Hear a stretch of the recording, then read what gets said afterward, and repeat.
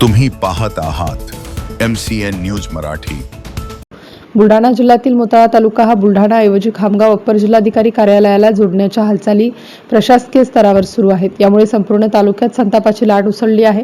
या अन्यायकारक निर्णयाविरोधात आणि तालुका पूर्ववत अप्पर जिल्हाधिकारी कार्यालय बुलढाणा यांच्याशीच संलग्न ठेवण्याच्या ठाम मागणीसाठी मोताळा फाट्यावर सामाजिक कार्यकर्ते लुकमान शहा यांच्या नेतृत्वात रस्त्यावर उतरून एल्गार पुकारला।